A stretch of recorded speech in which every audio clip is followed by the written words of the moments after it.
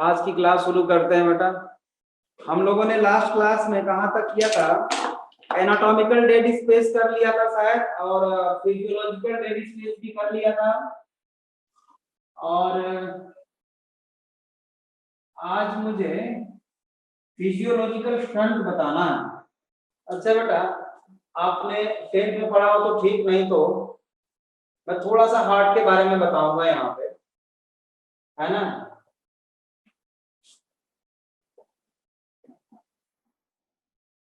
In heart, ये बेटा heart है हमारा, है ना। ह्यूमन हार्ट है मान लो। इसमें जो ब्लड जाता है और यहाँ से ब्लड निकलता है ना। तो आप लोग जानते हो अबोर्टा से ब्लड निकलता है। और जो हार्ट की जो बीटिंग होती है बेटा, पल्सेटाइल ऑर्गन है।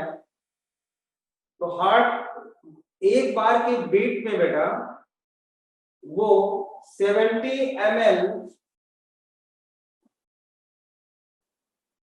ऑफ ब्लड पंप करता है 1 बीट में। 1 बीट में 1 बीट 1 हार्ट बीट।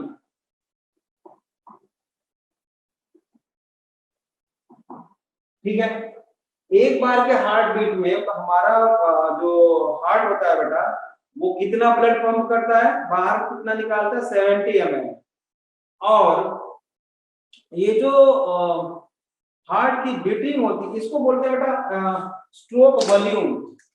इसी को क्या बोलते हैं, 70 ml वॉल्यूम को क्या बोलते हैं हम? ये होता है स्ट्रोक वॉल्यूम। ठीक है। तो blood pumped by heart in 1 minute। अब 1 मिनट में हमारा हार्ट कितना ब्लड पंप करेगा, इसको फाइंड करने के लिए बेटा कैसे फाइंड करेंगे? अब ये देखेंगे कि 1 मिनट में मतलब 60 सेकेंड में हमारा हार्ट कितनी बार पंप, मतलब बीटिंग कितनी होती है उसमें, और वो होती है 72 टाइम्स। एक ऑन एन एवरेज की बात करें हम, 72 टाइम्स बीट करता है बेटा हार्ट हमारा 1 मिनट में। और एक बार में 70 ml ब्लड पंप करता है। तो blood pumped by heart in 1 minute is equal to 70 multiply by 72 हो जाएगा। ठीक है। और ये हो जाएगा लगभग, हम समझते हैं 500 या 5000 या 5040 ml के आसपास, या 5 लीटर बोले, सीधे सीधे तो बात एक ही है।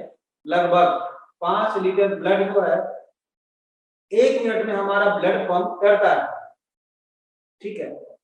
अब देखो,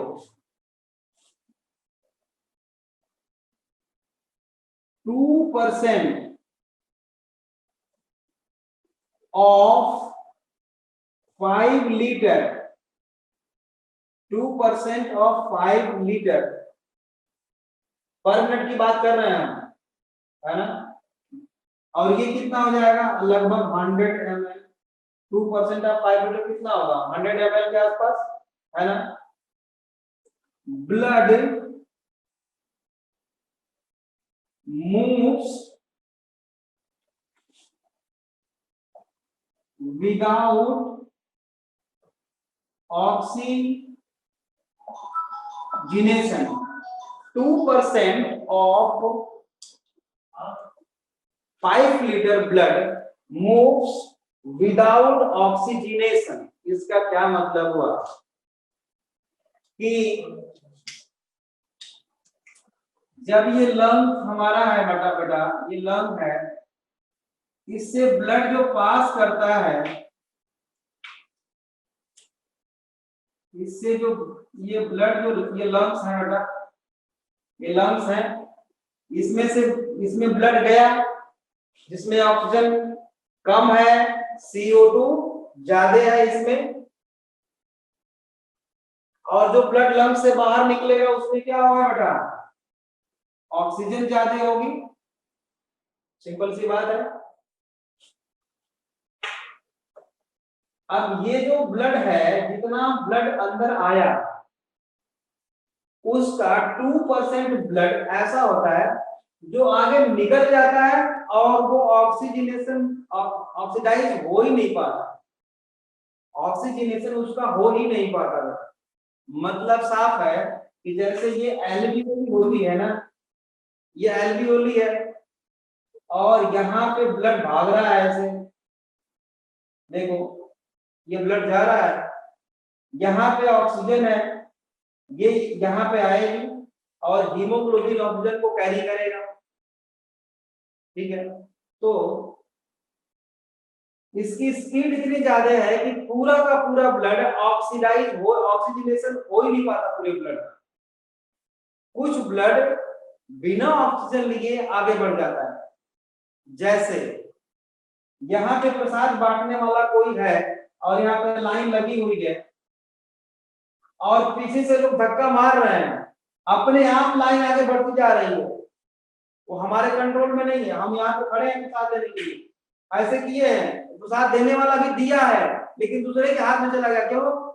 तब तक पीछे से धक्का मार के हमको आगे बढ़ा दिया, मुझे प्रसाद नहीं मिल पाया, फिर मुझे दोबारा लाइन में लगना पड़ेगा, फिर आऊंगा फिर मिलेगा, हो सकता है अगली बार मिले। लेकिन इसी तरह से बेटा 2% ब्लड बिना ऑक्सीजनेशन के आगे बढ़ जाता है। इस 2% ब्लड को हम बोलते हैं बेटा फिजियोलॉजिकल शंट। क्या बोलते हैं? Physiological shunt.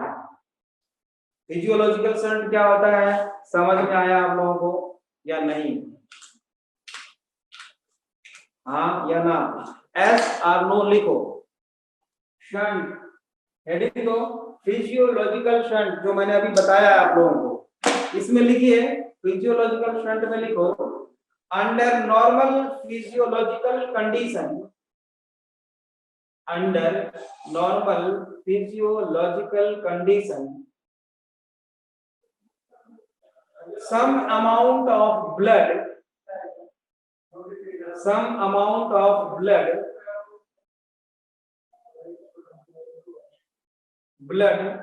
may return from lungs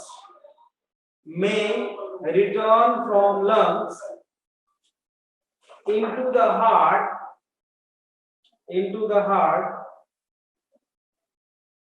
without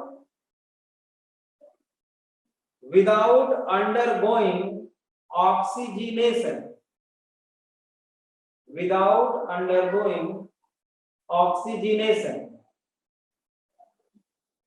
or purification. This is called physiological shunt. This is called physiological shunt. ठीक है। Next point, normally about 2% of total cardiac output, normally about 2% of total cardiac output in bracket 100 ml can be tolerated in the form of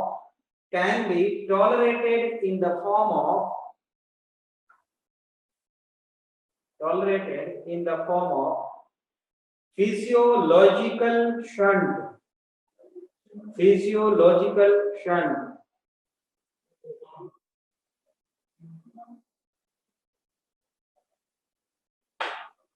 ठीक है, समझ में आ गया होगा।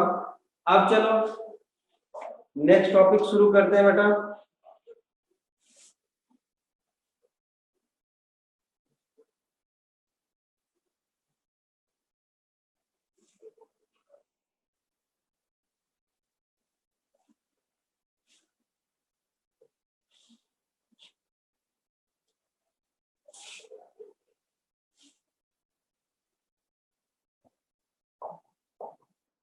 Partial pressure, partial pressure. बेटा ये अगर मान लो मिक्सचर ऑफ गैसेस हैं, इसमें मैंने A B C D E 5 gases का मिक्सर है ये, ठीक है। तो इसके बंद है ये चारों तरफ से, तो इसके वॉल पे इंडिविजुअल गैस का प्रेशर, मतलब कि बी का प्रेशर अलग होगा, ई का प्रेशर अलग होगा, इस पे प्रेशर तो होगा सभी गैसेस का, है ना। तो सभी गैसेस जितना मिक्सर है, मिक्सर में जितनी भी गैसेस हैं, सारी गैसेस का प्रेशर जो है बेटा अलग अलग होगा, डिफरेंट होगा, ठीक है। उसी को बोलते हैं उस गैस का पार्शियल प्रेशर, और इसको P से रिप्रेजेंट करते हैं हम, है ना, P से रिप्रेजेंट करते हैं पार्शियल प्रेशर, ठीक है। मान लो इसमें CO2 है और O2 है, CO2 का अलग प्रेशर होगा, O2 का अलग प्रेशर होगा। तो लिखिए pressure exerted by an individual gas, pressure exerted by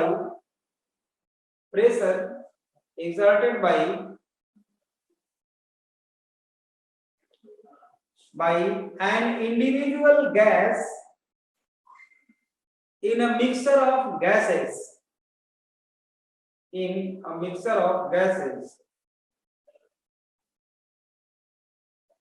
is termed partial pressure,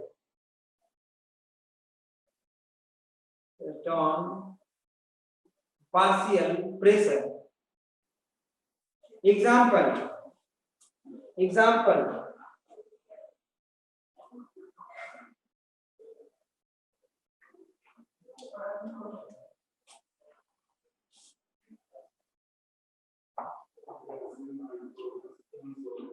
PO2, मतलब ऑक्सीजन का पार्शियल प्रेशर एटमॉस्फेयर में कितना होता है, अगर ये हमें फाइंड करना है तो कैसे करेंगे। हमको पता है बेटा कि एटमॉस्फेयर में ऑक्सीजन का परसेंटेज जो होता है वो आपको भी पता है कि ये 21% लगभग होती है, 21%, है ना। और एटमॉस्फेरिक प्रेशर कितना होता है बेटा, 760, ठीक है। तो 21% ऑफ 760, और ये 760 है क्या बेटा, atmospheric pressure in mmHg, millimetre hydrargyrum. ये प्रेशर की यूनिट होती है, ये भी आप जानते हो, मिलीमीटर हाइड्रागैरम। हाइड्रागैरम बोलते हैं मरकरी को या पारा को, आप जानते हो।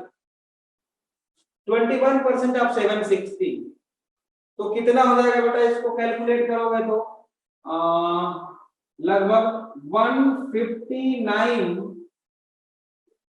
mmHg आएगा।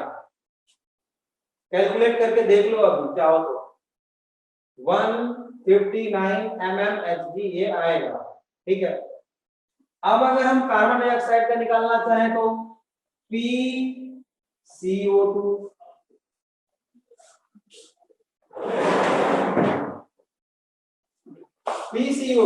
तो एटमॉस्फेयर में कितना परसेंटेज होता है बेटा, 0.03% of 760, this is equal to 0.03 divided by 100, ठीक है, multiply by 760, this is equal to क्या हो जाएगा बेटा, लगभग 0.3 mmHg। ये हो जाएगा PCO2 इन एटमॉस्फेयर, कितना हो जाएगा 0.3 mmHg, मतलब अपना इसका पार्शियल प्रेशर कार्बन डाइऑक्साइड का, ठीक बात है। यहां तक सबको समझ में आया तो S लिखो, यहां तक सबको समझ में आया बेटा तो S लिखो।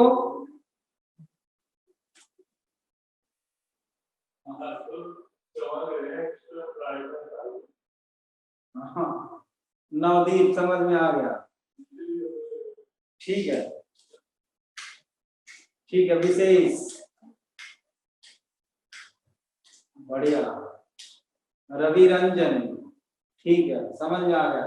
अब बेटा हम कहाँ पे पार्शियल प्रेशर कितना होता है रेस्पिरेटरी ट्रैक में, इसको पढ़े हैं। इसके पहले हम क्या करते हैं, रेस्पिरेटरी मेम्ब्रेन के बारे में बात कर लेते हैं, क्योंकि एल्वियोली के बारे में हमने डिटेल वहां पे बात नहीं की थी जब हमने आपको एल्वियोली बताया था। अब उसका डिटेल करने चल रहे हैं, है ना, एल्वियोली का। ठीक है बेटा, रेस्पिरेटरी मेम्ब्रेन, रेस्पिरेटरी मेम्ब्रेन को हम बेटा एल्वियोलर मेम्ब्रेन भी बोलते हैं या एल्वियोलर कैपिलरी मेम्ब्रेन भी बोलते हैं। एल्वियोलर कैपिलरी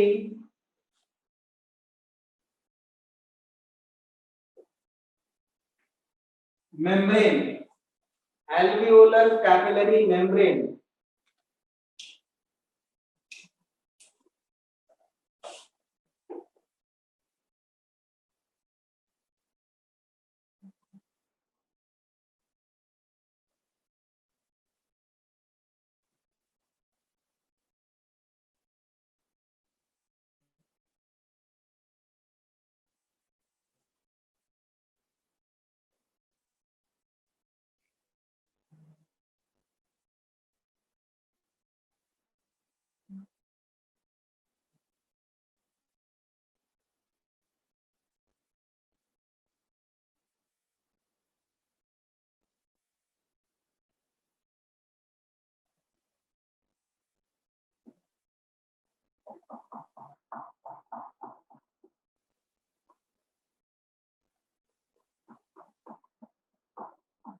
देखो ये मैंने एल्वियोली बनाया है बच्चे,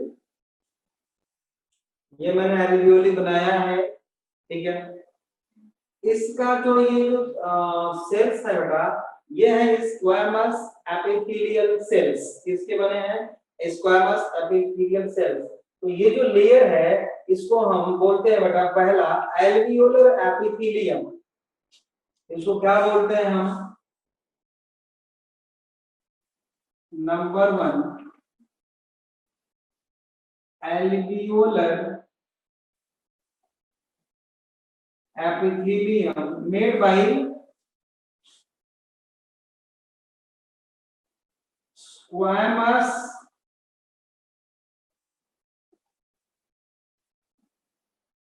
epithelium, made by squamous epithelium।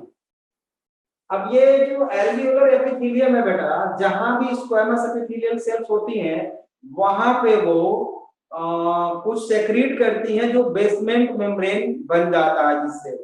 तो इनके नीचे बेटा जहां भी स्क्वैमस एपिथेलियल सेल्स होती हैं बेस मेम्ब्रेन जरूर पाई जाती है। ये बात आप लोग एनिमल टिश्यू में पढ़ोगे, अगर इसके पहले पढ़ लिए होते तो मुझे बताने की जरूरत नहीं पड़ती है ना। तो एपिथेलियल ये जो है ये कुछ सिक्रीशन करेंगी यहाँ पर,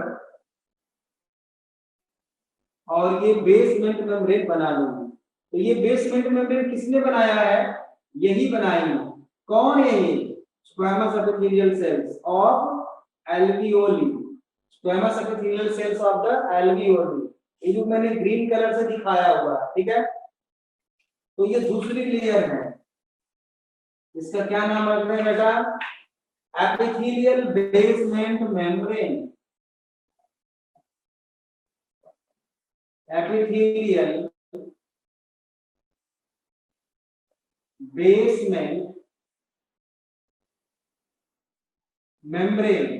क्योंकि जहां भी स्क्वैमस एपिथेलियल सेल्स होगी वहां पे बेसमेंट मेम्ब्रेन तो जरूर पाया जाएगा। ये बात समझ में आ गई सबको, ठीक है। अब ये मान लो ब्लड वेसल्स हैं इसके बगल में,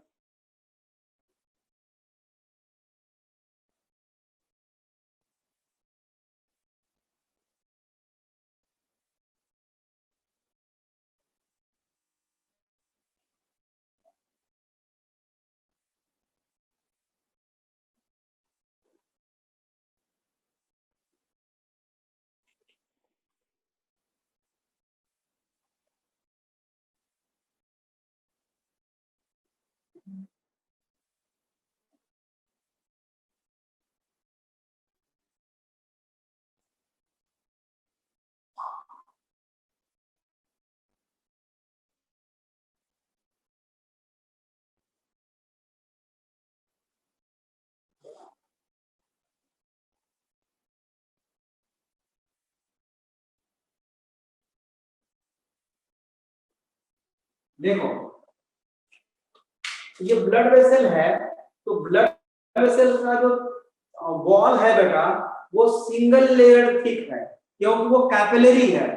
कैपिलरी है, लार्ज ब्लड वेसल्स नहीं है कि 3 लेयर पाई जाएंगे, ये सिंगल सेल लेयर थिक है। देख रहे हो ट्यूबुलर स्ट्रक्चर, हमने ट्रांसवर्स लॉन्गिट्यूडनल सेक्शन काटा है जब, तो इसमें से वॉल नजर आ रही है, इसकी सिंगल लेयर थिक है, ठीक है ना।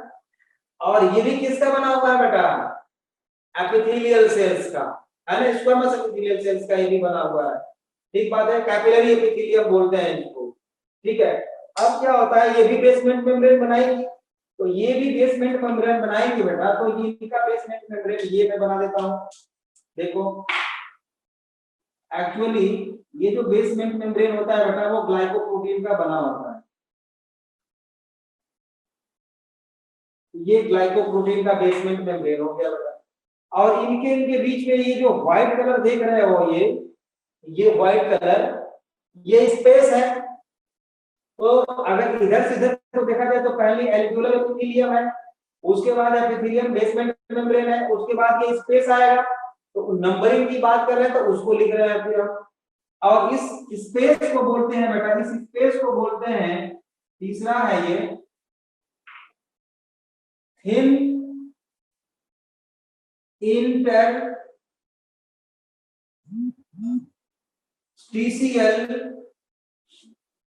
Space, thin interstitial space, tissue के बीच में स्पेस, ठीक बात है। अब ये जो बेसमेंट मेम्ब्रेन है जो ब्लैक कलर से मैंने दिखा रखा है यहां पर, secreted by cells of blood capillaries,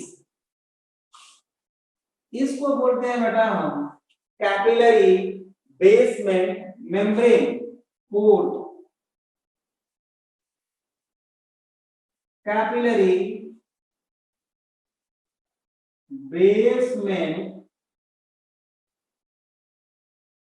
membrane, simple सी बात है, capillary basement membrane.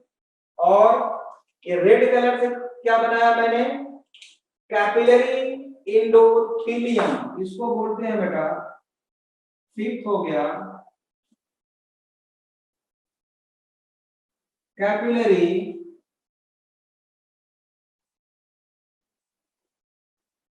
इंडोथेलियम made by squamous epithelium, squamous epithelium, ठीक है, समझ में आ गया।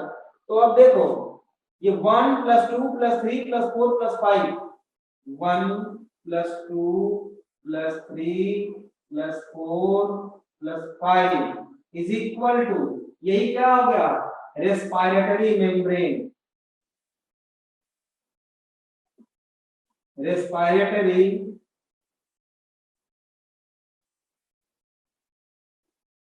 मेम्ब्रेन, ये हो गया बेटा रेस्पिरेटरी मेम्ब्रेन। अब यहीं पे क्या होता है बेटा, ये एल्वियोलर कैविटी है, ये जो है एल्वियोलर कैविटी है, इधर से एयर आएगी जिसमें कि CO2 भी होगा और O2 भी होगा, लेकिन CO2 कम होगा, O2 ज्यादा होगा। इधर से जो एयर निकलेगी उसमें CO2 ज्यादा होगा और O2 कम होगा, मतलब एक्सचेंज ऑफ गैसेस जैसे ऐसे होता रहता है।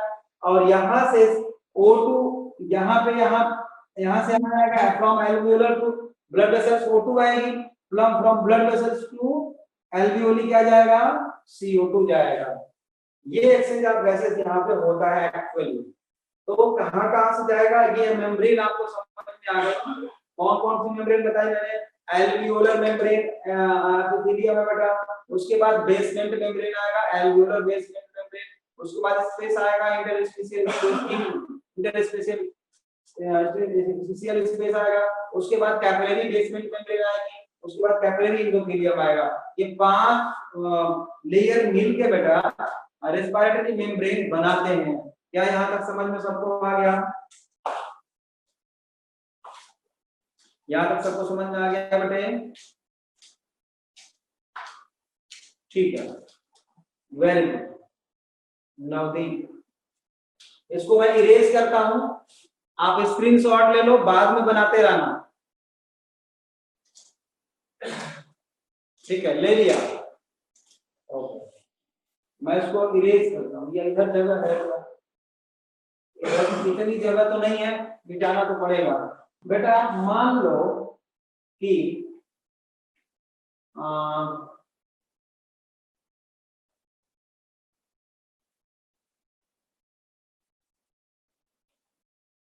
ये एल्वियोली है, इसको एल्वियोली मान लो, और इसको मान लो नॉस्ट्रिल।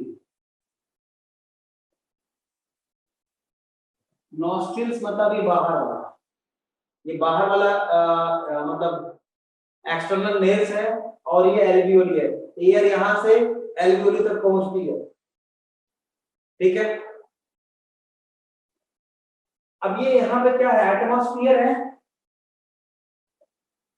तो एटमॉस्फेयर में बेटा N2 नाइट्रोजन का परसेंटेज आपको जानते हो सबसे ज्यादा होता है, कितना होता है? 78 के आसपास होता है। पार्शियल प्रेशर की बात करें बेटा इसका, तो 596 mmHg होता है अगर निकालें तो। कार्बन डाइऑक्साइड का और ऑक्सीजन का आपने निकाला है, ऑक्सीजन कितना निकाला था?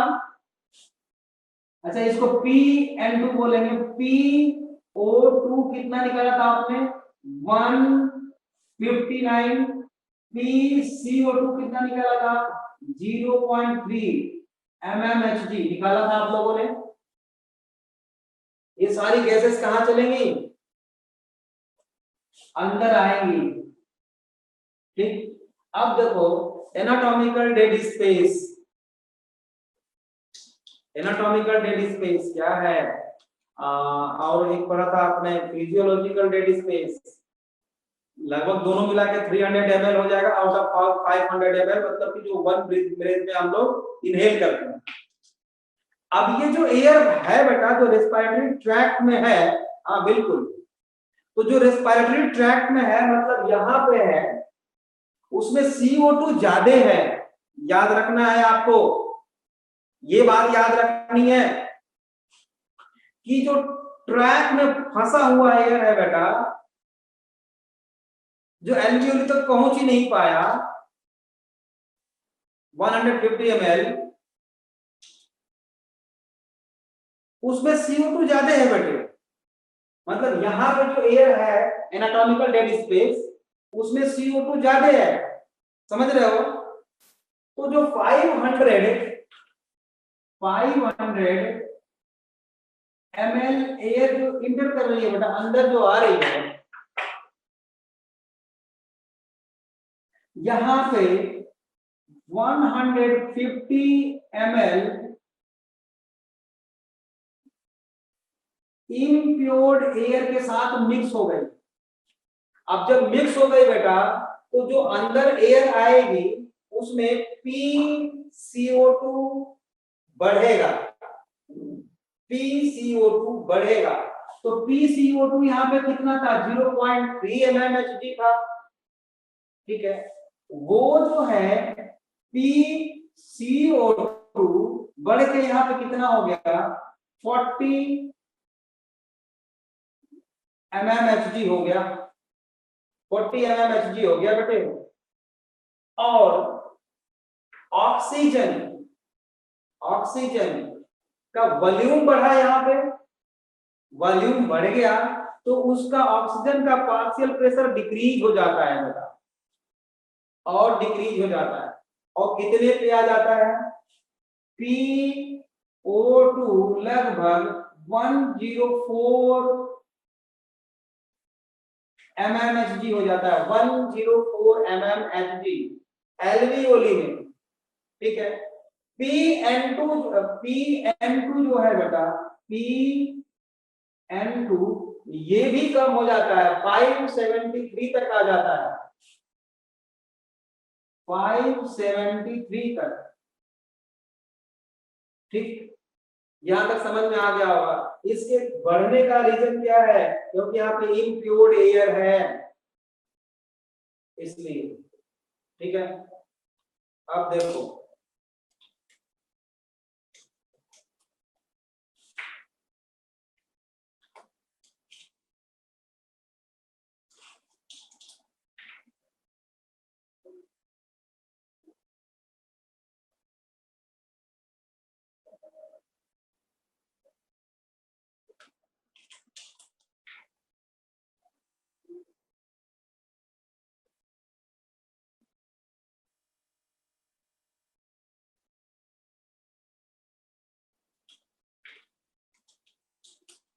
यहाँ पे बेटा टिश्यू है,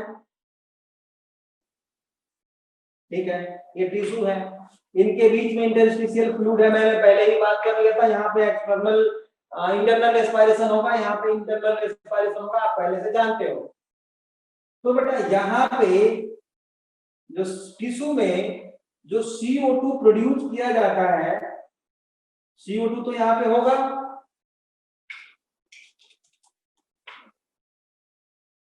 CO2 तो यहाँ पे होगा, सेल्स रिलीज करेंगी। तो इस CO2 का जो है बेटा पार्शियल प्रेशर होता है यहाँ पे 45 mmHg। कितना होता है, 45 mmHg टिश्यू में। और ऑक्सीजन का कितना होता है बेटा, ऑक्सीजन का होता है 40 mmHg, याद रखना, ऑक्सीजन का कितना, 40 mmHg, ठीक है। CO2 को कितना, 45 mmHg, ठीक है। यहां पे जो प्रेशर होता है वो CO2 का बेटा होता है, PCO2 होता है 45, मतलब CO2 का 45 है और CO2 का यहाँ पे कितना है, 40 है, तो CO2 यहां से आ जाएगी। ध्यान से देखो,